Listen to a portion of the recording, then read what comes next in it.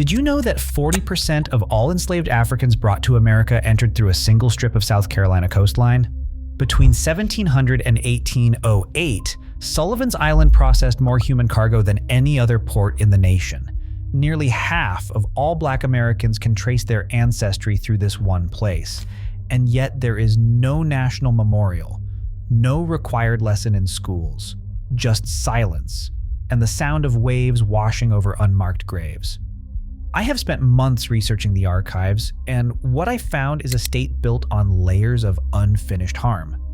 Disasters never mourned, violence never prosecuted, a silence so deep it became policy. This is the truth about South Carolina. Before we continue, I need to ask something of you. This channel exists to tell the stories that history tried to erase, the uncomfortable truths, the buried chapters. If that matters to you, consider subscribing. Not for the algorithm, but because these stories deserve witnesses. And the more of us there are, the harder they become to silence again. Let's get started. 35. Sullivan's Island. Between 1700 and 1775, an estimated 100,000 Africans were brought through Sullivan's Island. This was not just a port, it was a quarantine zone, a human inspection station where enslaved people were examined like livestock before being sold in Charleston. Mortality rates during quarantine reached 10 to 20%. Disease, malnutrition, despair. Those who did not survive were buried in unmarked graves, their names lost to history. This is where America's original sin made landfall. The Great Sea Island Storm. In 1893, a hurricane struck the South Carolina coast and killed more than 2,000 people. It remains one of the deadliest natural disasters in American history. The victims were almost entirely Black families living in coastal communities. They received no evacuation warning and no government aid. Survivors were not offered relief. They were forced back into the fields to work. The storm killed them, and then the system erased them. Charleston was the largest slave port in America. More enslaved Africans entered the United States through Charleston than any other city. By 1860, 57% of South Carolina's entire population was enslaved. The city's earliest banks were built on slave wealth. Its insurance companies underwrote human cargo. Its docks were constructed by the very people being sold on them. This was not a footnote in Charleston's history, it was the foundation. I walked through the historic district last spring. The architecture is beautiful. The tourism is booming. But when you know what built those homes, what funded those churches, the beauty curdles. There is a weight here that no amount of renovation can lift. The 1886 Charleston earthquake. On August 31st, 1886, Charleston was struck by an earthquake estimated at magnitude 7.0. It remains the strongest earthquake ever recorded in the eastern United States. 60 people died. Thousands were injured. Entire neighborhoods collapsed into rubble. Aftershocks continued for more than 3 months. And yet within a generation, the disaster was largely forgotten, erased from public memory, as if the ground never opened at all. The Stono Rebellion.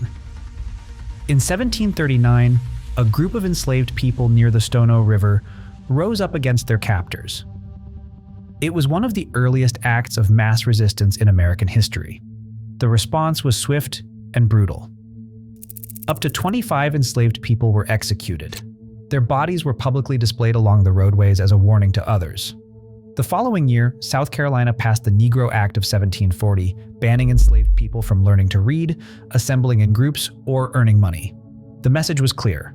Resistance would be answered with terror, and silence would be enforced by law.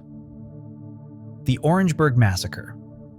On the night of February 8, 1968, South Carolina Highway Patrol officers opened fire on a crowd of unarmed students at South Carolina State University. The students had been protesting segregation at a local bowling alley. 3 young men were killed: Samuel Hammond, Delano Middleton, and Henry Smith. 28 others were wounded. Most were shot while trying to flee. No officer was ever convicted. This was the first mass shooting on an American college campus. And yet most Americans have never heard of it. The only person sent to prison was Cleveland Sellers, one of the protest organizers. He was pardoned decades later. The massacre did not make national headlines. It was buried beneath the noise of 1968. And in South Carolina, silence did what bullets could not finish. Rice plantations had death rates comparable to war zones. South Carolina's wealth was built on rice, and rice was built on death. Enslaved workers stood ankle-deep in flooded fields for 10 to 12 hours a day, cultivating a crop that required constant submersion. The conditions bred malaria and yellow fever. Mortality rates among enslaved workers reached 30% per decade. Planters did not improve conditions. They simply imported more people. The mathematics of cruelty were simple. It was cheaper to replace a human being than to keep one alive. These were not farms. They were killing fields, organized for profit. I have stood at the edge of those former rice fields. The water is still there. The birds are still there. But there is a heaviness that settles into your chest, knowing that the soil beneath your feet holds more than sediment.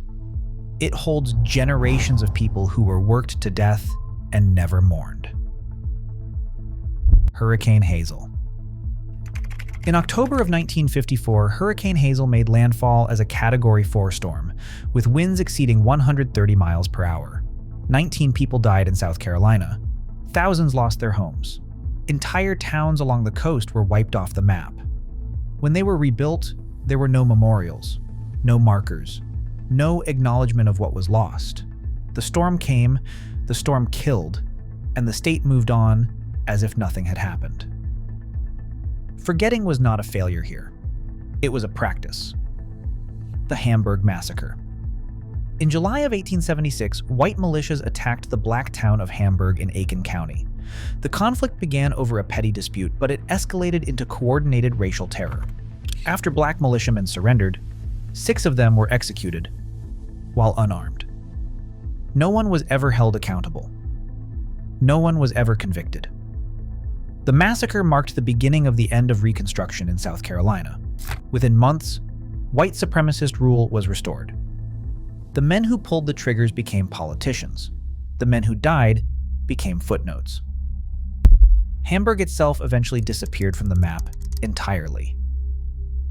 In 1950, the federal government built a nuclear facility along the Savannah River to produce plutonium and tritium for Cold War weapons. Over the following decades, the site generated 165 million gallons of radioactive waste. The contamination spread into the groundwater, into the river, and into the bodies of people living nearby who were never told the full truth. Cleanup efforts are still ongoing, and according to current estimates, they will continue into the 2070s. The Cold War ended more than 30 years ago, but in South Carolina, the poison remains. Gullah Geechee culture exists along the Sea Islands of South Carolina. The Gullah Geechee people are direct descendants of enslaved Africans who were left alone on coastal plantations during the deadly summer months. White planters fled inland to escape malaria and yellow fever. The enslaved remained behind to die or to endure.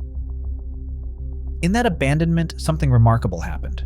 African languages were preserved. Traditions of food, music, and spirituality survived intact. The Gullah Geechee created a world within a world, hidden in plain sight. But now rising sea levels threaten to erase what centuries of oppression could not. Ancestral lands are flooding, burial grounds are washing away. The very isolation that once protected this culture is now leaving it vulnerable to extinction. Groundwater near nuclear sites is still contaminated.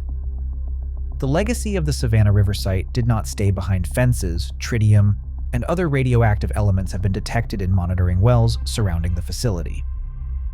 Contamination plumes are slowly migrating toward the Savannah River itself. For decades, residents living nearby had no idea what was seeping into their water. There was no full disclosure, no evacuation, just silence, and the slow accumulation of poison. Today, scientists continue to track the movement of these plumes. The contamination is not spreading fast, but it is spreading. And the people who drank that water, who bathed their children in it, who trusted their government, are still waiting for answers that may never come. I spoke with a woman whose family lived within 5 miles of that facility for 3 generations. She told me her grandmother died of cancer. Her mother died of cancer. She is waiting for her own diagnosis. She said the land remembers what was done to it, and so do the bodies buried in it. 23. Convict leasing replaced slavery. When slavery was abolished, South Carolina found a loophole. By the 1880s, the state was leasing prisoners to private companies for labor. The prisoners were overwhelmingly black men, many arrested on fabricated charges: vagrancy, loitering, or being in the wrong place without proof of employment. Once convicted, they were sent to labor camps where mortality rates exceeded 15% annually. They worked in mines, on railroads, in turpentine forests. Conditions were brutal, and many did not survive. They were worked to death under state authority, and when they died, they were replaced. The system was not hidden, it was legal. Exposed to the public and exposed to the sun, these men died building the infrastructure of a new South that looked remarkably like the old one.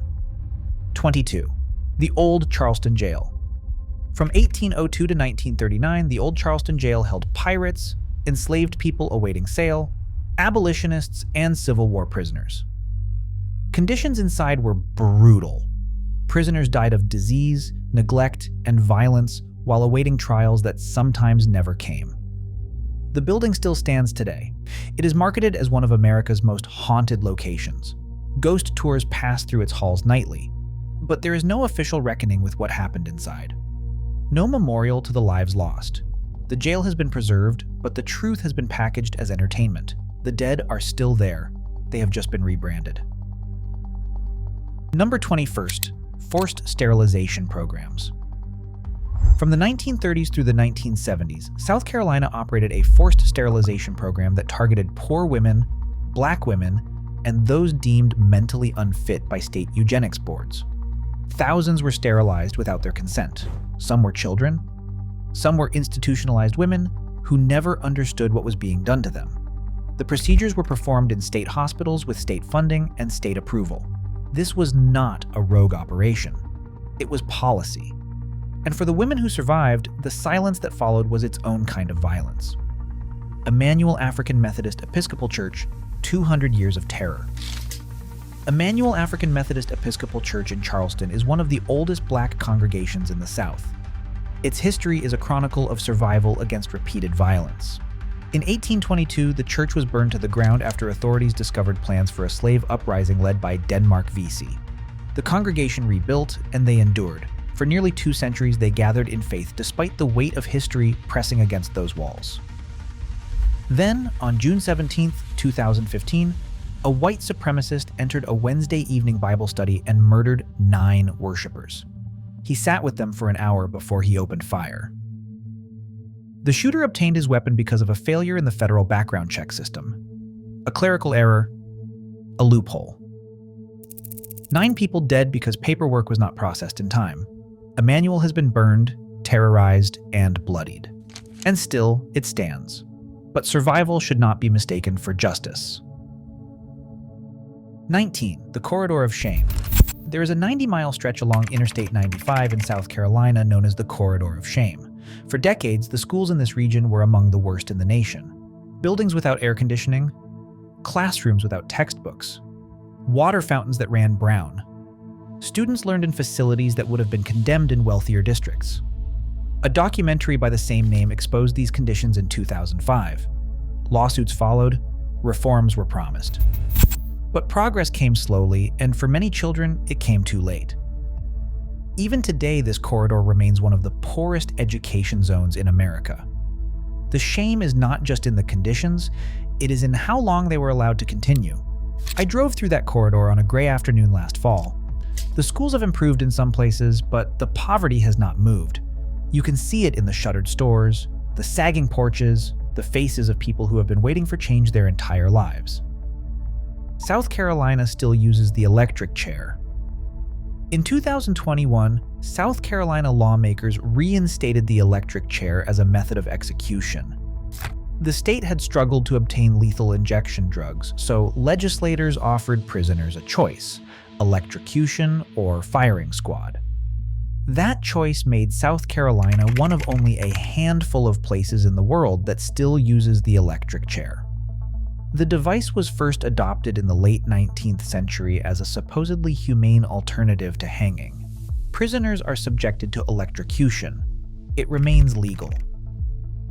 If you've made it this far, you understand why this work matters. Most people click away from videos like this. They don't want to sit with the weight of it. But you're still here. That means something.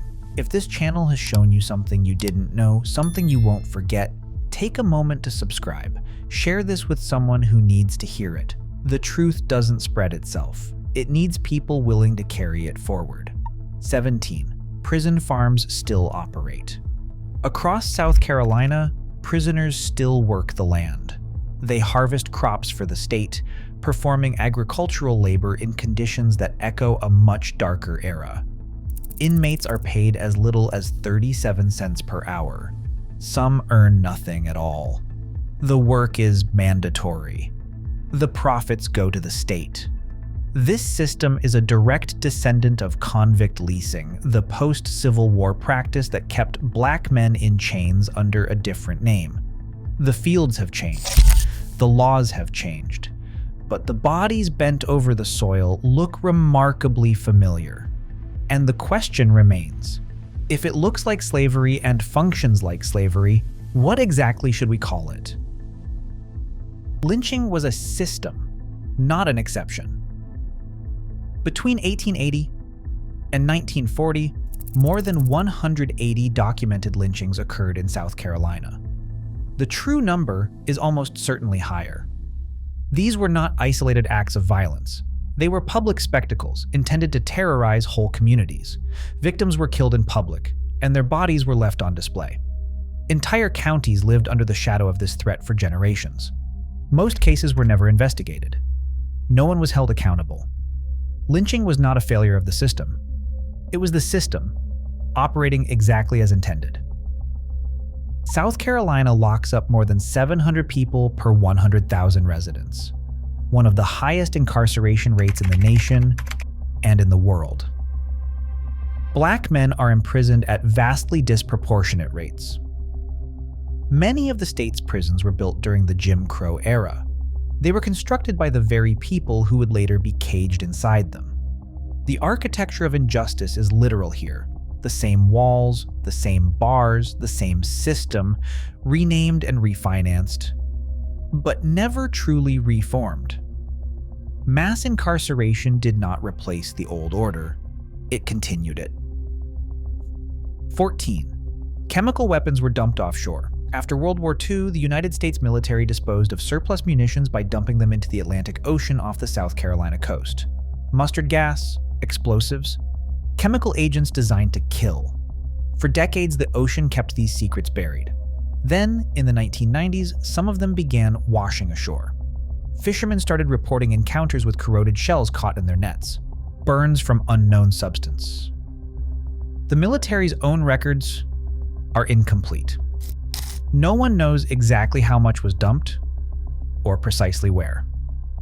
The ocean floor off South Carolina is littered with forgotten weapons, slowly leaking into the water. South Carolina has one of the worst infant mortality rates in the United States. Black infants die at twice the rate of white infants. This disparity has persisted for decades. It is not a mystery. It is a consequence of lack of access to prenatal care, underfunded hospitals in rural areas, and systemic inequities that begin before birth and follow children throughout their lives. These numbers represent real families, real grief. Babies who never took a breath in a state that never gave them a fair chance. I met a mother in Orangeburg who lost her daughter 3 days after birth. The nearest hospital with a neonatal unit was 40 miles away. She told me she did everything right, but the system was not built for her. It was not built for any of them.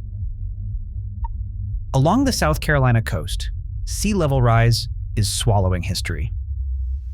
Gullah Geechee burial grounds, some dating back centuries, are eroding into the Atlantic. Storms expose burial sites and disturb graves that have stood for generations. Families watch their ancestors disappear into the tide. There is no statewide program to relocate these graves, no coordinated effort to preserve what remains. The dead are being displaced a second time, and this time there is no one to blame but rising waters and a government that looked away. 11. The state executed over 280 people. Since 1912, South Carolina has executed more than 280 people. The electric chair was the primary method until 2008. For decades, death row was segregated. Black prisoners and white prisoners were kept apart even as they awaited the same fate. The machinery of death operated along the same lines as the machinery of life in South Carolina, separate and unequal, all the way to the end. The Navy used South Carolina as a dumping ground. Beyond the chemical munitions, the Navy disposed of explosive and toxic waste at multiple sites off the South Carolina coast. Documentation of these dump sites is incomplete at best. Some locations were never recorded. Others remain unmonitored to this day. The state's coastline, marketed to tourists as pristine, conceals a graveyard of military waste beneath its waves. The state has one of the highest fire death rates. In rural South Carolina, people die in house fires at rates that would be unthinkable in wealthier states. Many communities lack adequate fire coverage. Volunteer departments are underfunded and understaffed. Response times stretch into double digits. The homes themselves are older, built before modern safety codes, with outdated wiring and no smoke detectors. Every year, preventable deaths occur in counties where help simply cannot arrive in time. These are not tragedies of fate. They are tragedies of policy. They are the result of choices made in state budgets that prioritized other things. The flames do not discriminate, but the infrastructure does. 8. Water systems are failing. Dozens of towns across South Carolina are in violation of federal safe drinking water standards. Aging pipes leach contaminants into the supply, lead, bacteria, and chemicals that no one should be swallowing. Rural communities suffer the most. They lack the tax base to fund repairs, and state assistance has been slow to arrive. Families boil their water.